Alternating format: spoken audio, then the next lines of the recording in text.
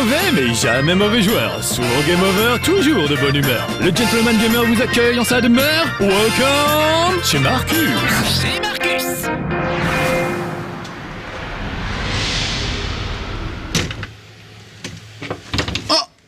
Oh ma pauvre petit hamster, tu t'es fait mal. Bah oui, c'est pas fait pour voler les hamsters, hein. Sauf dans un jeu qui s'appelle par exemple Flying Hamster. Regardez, je l'ai mis sur mon iPhone, c'est dingue. Bon, c'est pas qu'on va tester un jeu iPhone aujourd'hui, encore que, mais il existe sur iPhone, regardez ça, incroyable. Je vais démarrer. Il est super. C'est un shoot 'em up comme on les aime, à l'ancienne, et c'est fait par des Français. Voilà pourquoi je voulais le faire. Regardez comme c'est beau. Donc ça existe sur l'iPhone depuis pas longtemps, mais moi j'y ai joué sur le PlayStation Store. Je l'ai téléchargé sur le PlayStation Store. Ça coûte 5 €. Donc venez pas me dire qu'on vous fait jouer à des jeux qui coûtent très très cher. Bon, venez, c'est mieux sur un grand écran quand même, mais on peut jouer dans le métro. Et ça, c'est super bien. C'est des petits Français qui ont fait ça, messieurs. Et c'est pour ça que je voulais leur donner un petit coup de pouce aujourd'hui. Enfin, c'est pas parce que c'est français que c'est bien. C'est parce que c'est bien, et puis c'est tout. Regardez ça, des histoires de hamsters volants. C'est juste idiot. Et puis, surtout, l'idée d'un... Achetez vos jeux, voilà. Sauvez les hamsters. J'adore ce slogan. Avec le hamster qui pleure. Il est très kawaii. C'est vrai qu'on a envie de le protéger. Donc 5 €. Franchement, c'est pas cher et ça les vaut. On verra tout à l'heure que c'est pas long comme jeu, mais pour 5 €, ça les vaut vraiment. Regardez l'histoire, parce qu'on pourra la voir qu'une fois. C'est ce joyeux petit hamster et sa copine, ils s'apprêtaient à manger un flan. Et tout à coup, voilà, elle lui a amené son petit flan et elle a été enlevée par, je sais pas quoi, une buse, je me souviens plus. Oui, un aigle, voilà. Et il va falloir que j'aille la sauver. Donc c'est très manga, très kawaii, très rigolo. C'est très parodique surtout, ça nous rappelle des bons vieux shoot 'em up des années 80. Souvenez-vous de Parodius, surtout ces shoot 'em up qui se prenaient pas au sérieux du tout avec des poulets volants et autres âneries. Et bah là c'est tout à fait dans cet esprit-là. Donc moi je suis super heureux de retrouver ça avec Flying Hamsters. Donc quand j'ai vu ça en téléchargement sur le PlayStation Store dans la catégorie mini, vous savez les petits jeux sympas, et ben voilà, je me suis dit je vais essayer, ça donne envie. Alors, regardez, on vous explique. même l'habillage fait très années 80, vous voyez, les cases bleues et blanches comme ça, c'est très années 80, je sais pas pourquoi on aimait ça à l'époque. On aimait les carreaux. Donc c'est tout simple, il y a deux boutons, un bouton de tir, on peut demander, il y a un tir continu, hein, comme sur les vieux joysticks Amiga, souvenez-vous, il y avait un petit switch pour maintenir le tir en continu. L'auto-fire, me souffle Alex exactement, je suis tellement vieux que j'ai oublié les termes techniques. Et on peut aussi, comme vous le voyez, charger son tir pour balancer un tir plus puissant, ou une deuxième option en fait. Voilà, c'est aussi basique que ça, et on ramasse les options en truc. Et bien entendu, j'ai oublié de vous dire, son arme principale c'est quand même le crachat. Et moi, un jeu où l'arme principale des personnages c'est un crachat, bah ça me va très bien. Voilà. Donc là, regardez, je suis en tir automatique, je m'emmerde pas, je dégomme de la mouette, en veux-tu, en voilà. Alors c'est pas un jeu prise de tête du tout, hein. Je peux toucher l'eau, c'est pas grave, il va rien m'arriver. Par contre, vous avez vu qu'il y a un poisson qui m'envoie des saumons, donc là par contre, il faut que je fasse gaffe à pas me faire toucher par les saumons que nous balance cet ours. Oui, donc c'est vraiment complètement idiot, c'est-à-dire il y a des ours qui balancent des saumons, hein. C'est comme ça. Là, j'ai chopé des petits grains, des petits pépins de tournesol. Donc je peux dégommer mes adversaires avec. Ça dure pas longtemps, vous avez vu, en haut à droite c'est la jauge d'armement, voilà. Tac, voilà, là j'ai absolument balancé toutes mes pépins de tournesol vite. Là je vais récupérer des sortes de tomates cerises qui sont en fait, voilà, un multi-tir. Vous voyez, ça permet de tirer dans tous les sens. Ah, il y avait un panneau d'alarme, ça signifiait qu'une vache allait arriver sur moi. Ah là, j'ai pas réussi à la dégommer. Attends, il aurait fallu, je vais la finir. Il aurait fallu que je sois un peu plus, que je concentre mon tir. Alors regardez, oui, je vais par exemple concentrer mon tir sur ça. Là, regardez, j'ai pris de la tomate cerise et boum, je balance une grosse tomate cerise ou alors un gros crachat. Je peux aussi balancer un gros crachat ou une salve de pépins de tournesol, tout est possible. Donc c'est assez marrant de découvrir les armes, il y en a une bonne dizaine je crois, et de voir quel est leur effet quand elles sont concentrées. C'est assez surprenant, vous voyez là par exemple, la tomate cerise, une fois bien mâchouillée, peut carrément faire de sacrés dégâts. Ah là, j'arrive dans la forêt et je viens de manger une ruche. Et ça me permet de cracher un essaim d'abeilles sur ce champignon qui est très méchant et qui est punk en plus. Vous avez remarqué, sous son chapeau, il a une crête. J'adore ça. J'adore ce genre de conneries. Ce jeu, c'est un ravissement. On découvre les graphismes, tout au fur et à mesure, et vraiment, à chaque fois, on se marre. C'est plein d'âneries. Je trouve ça vraiment très très drôle. Voilà, il envoie son petit chapeau avec des pics. Encore récupérer un peu un peu de ruche. Donc soit je concentre mon tir et ça balance carrément tout un essaim, soit je tire abeille par abeille. Oh, de la bière, super! Oh, je me suis fait dégommer par contre. Donc j'ai des crédits pour continuer, vraiment la grande tradition du genre. Voilà, je repars. Et là, regardez, je pisse de la bière. Ils sont pas allés jusqu'au bout du délire, ils auraient pu le faire pisser, je trouve, le hamster, ça aurait été encore plus drôle. Là, ils se contentent de cracher de la bière. Mais on sent bien que ces petits chenapans de chez Game Atelier, puisque c'est le nom de la boîte, The Game Atelier, bien sûr en anglais et en français à la fois, on sent bien qu'ils avaient envie. Alors, ils sont très inspirés par exemple des nuls, des trucs qu'on aime beaucoup. Regardez, les chats qui roupillent. Les chats, des chauves-souris, ça aussi c'est logique. Un pélican ivre-mort en bas, regardez bien les décors, profitez-en, c'est quand même assez génial. Un super chat qui vient de me dégommer, 2 chats qui se bastonnent, un autre, on voit son trou du cul et il est en train de tâter sa crotte. Regardez bien, je suis encore. Du coup j'admire les décors et je fais pas du tout attention à ce qui m'arrive. Je ferais mieux d'être concentré. Regardez, lui il est en train de gerber carrément ce petit chaton, enfin vraiment incroyable, le nombre de détails.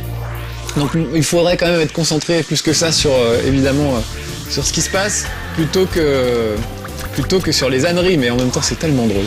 Donc regardez là, oh il a l'œil mauvais ce hibou, donc je concentre mon tir d'abeille. Oh, je me suis pris une plume, il se déplume ce hibou. Voilà, là je vais. Oh non, j'ai reculé au mauvais moment. J'ai récupéré de la bière. C'est très efficace la bière. Voilà. Surtout quand c'est concentré, oh la vache, faut pas que je reste là. Alors regardez, j'ai le droit de passer, voilà, de l'autre côté de la branche, mais vite, il faut que je revienne de l'autre côté. Donc ça, c'est un semi-boss de fin de niveau. Bien sûr, ils ont tous leur propre façon de se déplacer. Et il y a une façon pour les dégommer bien particulière. Voilà. Bon, et je cause, et en fait, je regarde pas du tout ce que je fais, et ça va pas du tout. Je vais essayer de l'avoir à l'abeille, il est presque mort en plus, vous voyez. Donc l'abeille, c'est une sorte de missile guidé, en quelque sorte, qui va droit sur la cible. Vous voyez, même là je suis en haut, et hop, les abeilles ils y vont quand même. Ouh là là. J'ai eu chaud aux plumes, alors que c'est pas moi le hibou. J'attends qu'il revienne de l'autre côté. Je vais lui cracher toute ma bière, là. Tout mon mépris au visage. Il a l'œil mauvais. Quand il a l'œil comme ça, c'est qu'il va tirer un laser. Donc c'est génial aussi, ça, la façon de repérer ce que l'adversaire va faire à son regard, par exemple. Il y a vraiment des bonnes idées. Un des boss de fin de niveau, c'est un gros geek qui dirige un espèce de monstre. Enfin, il y a vraiment plein de bonnes idées. Je vais essayer d'avancer le plus possible dans le jeu. Ah, j'ai retrouvé ma copine. Enfin, super. Voilà, et ben non, parce qu'elle a été enlevée par un pingouin cette fois. C'est vraiment, voilà, ça rappelle Parodius. Alors moi, mes shoot'em up préférés à l'époque, c'était plutôt les trucs genre Gradius, où on récupérait des options et on les utilisait quand on voulait. C'était un peu stratégique. Là, il n'y a pas tellement ça, si ce n'est qu'il faut économiser un peu vos options pour les utiliser plutôt au bon moment. Là, par exemple, j'ai chopé des bananes, vous voyez, ça fait une sorte de boomerang, et du coup, ça me protège un peu dans le dos, puisque ça repart derrière moi aussi. Donc ça peut avoir des adversaires qui sont derrière moi.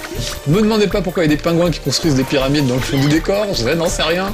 Ils sont vraiment complètement barrés. C'est des Parisiens qui ont fait ça, un petit studio parisien, vraiment, ils sont pas beaucoup, mais ils sont bon esprit comme j'aime. Alors voilà, c'est pour ça que je voulais vous faire ce jeu, vraiment. Je trouve que c'est bien d'avoir des jeux pas chers, d'ailleurs sur l'iPhone il y en a plein, hein, des trucs dans ce goût-là. Pas cher, bon esprit, enfin vraiment c'est très bien quoi.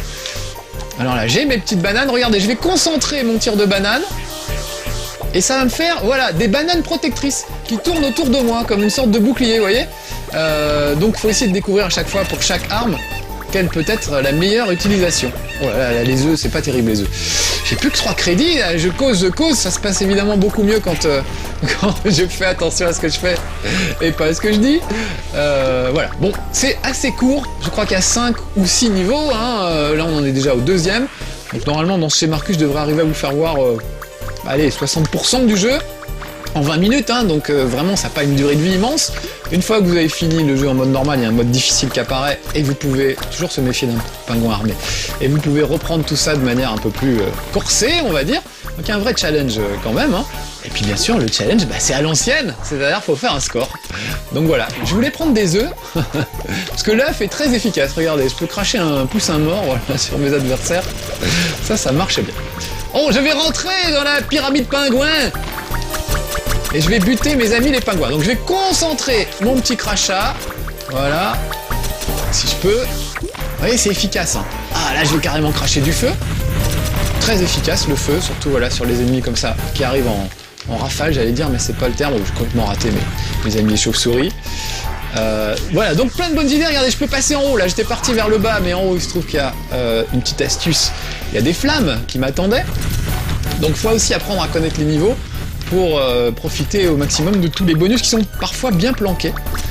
Je sais pas si vous voyez les hiéroglyphes derrière, ça représente des poulettes, des pingouins, enfin... C'est vraiment drôle. Il est vraiment très très drôle ce jeu. Et puis surtout, ah oui, alors quand même, c'est bien gentil d'être drôle, mais il faut aussi quand même que la jouabilité soit impeccable. Et c'est le cas. C'est-à-dire c'est marrant, c'est sympa. Oui, regardez, là je frotte le sol, je meurs pas. Alors ouais, vous allez dire c'est trop facile et tout, mais moi ça me va bien ça en fait, je trouve. On se prend pas trop le chou, voilà, on avance tranquillement. Alors regardez cette espèce de Kirby, quand je lui tire dessus, il grossit.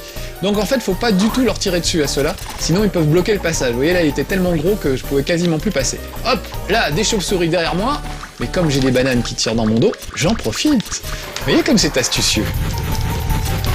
Alors là, par contre, que faire? C'est de me faufiler. Voilà, j'ai réussi à me faufiler. Surtout, ne pas tirer sur les fantômes et pas les toucher non plus. Donc c'est assez délicat. Oh, j'ai plus que 2 crédits. Alors vous allez voir que ça aussi c'est sympa. Vous voyez, j'ai toujours des crédits pour continuer. Et puis une fois que j'ai ouvert des niveaux, je peux reprendre le niveau là où je voulais. Donc vraiment, ils ont tout fait pour que ce soit pas prise de tête, que ce soit sympa à jouer, rigolo.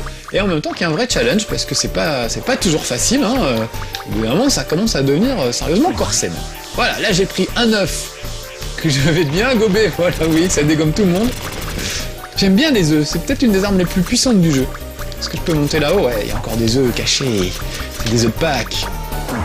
Ah, je n'aime pas les pingouins armés d'un flingue. Ça vraiment, j'ai un vrai problème vis-à-vis des pingouins. Ah, je vais arriver sans doute au boss de fin de niveau, oui, qui est évidemment un pingouin géant déguisé en pharaon. What else, dirait Georges Clooney. Je trouve ça vraiment sympa. C'est con, hein, ça me fait rire. Vraiment, on fait pas grand-chose. Pourquoi un pingouin plutôt qu'un super vaisseau spatial et tout, mais voilà. On peut télécharger R-Type, par exemple, aussi sur... Ah, les cookies, évidemment, me redonnent des points de vie.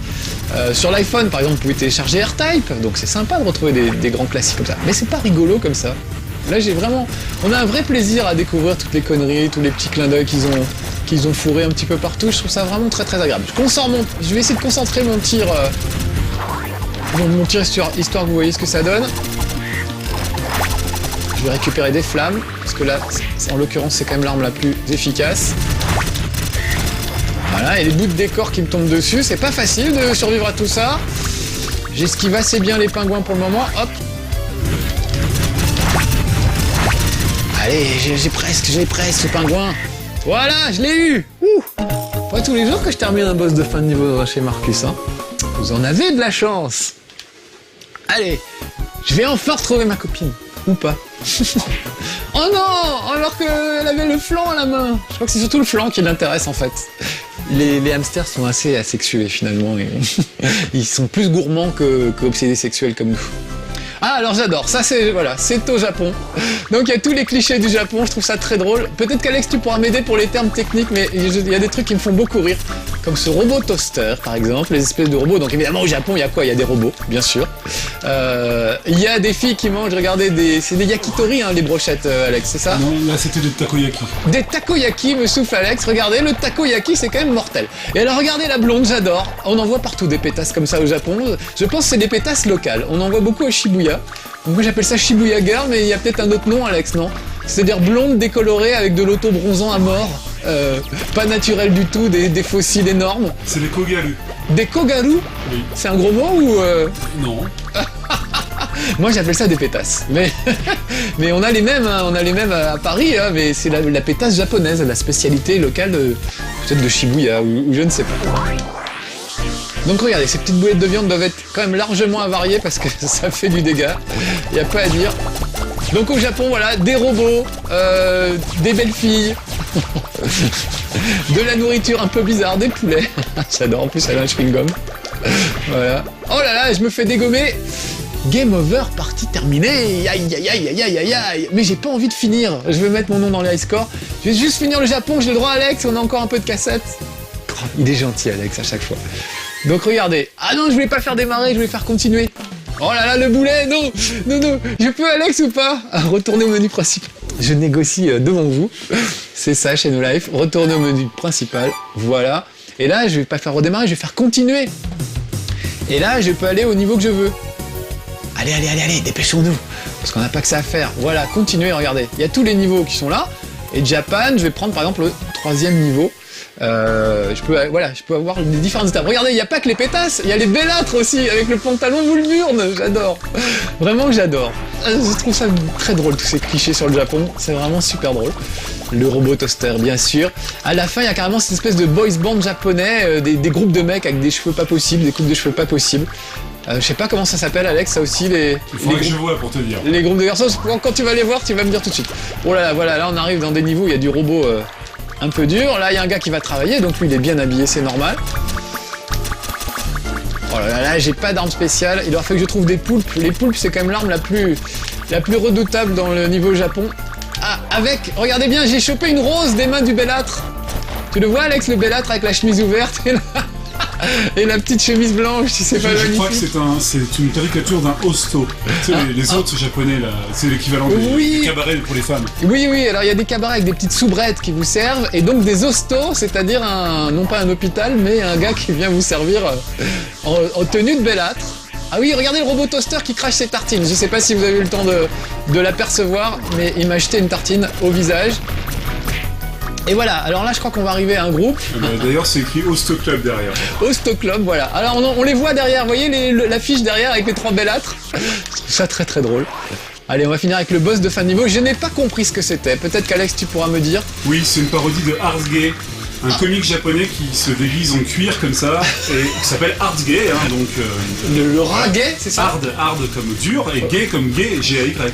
D'accord, ça m'étonne pas parce qu'il lance des arcs-en-ciel. Et je me suis dit, il y a un clin d'œil. Donc c'est un personnage très connu de la télé japonaise, Ouais.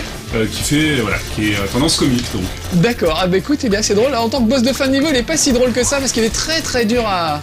Il est très très dur à avoir. Et là, tu vois, je galère, j'ai du mal. Regardez, voilà, il m'a balancé un arc-en-ciel.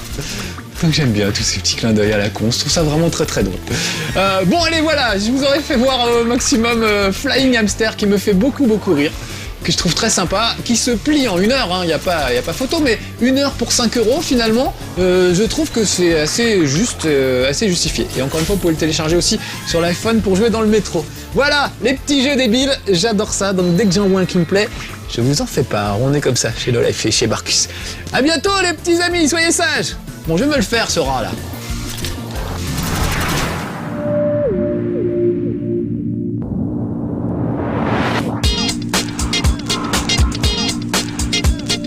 Game over. Grosse attitude.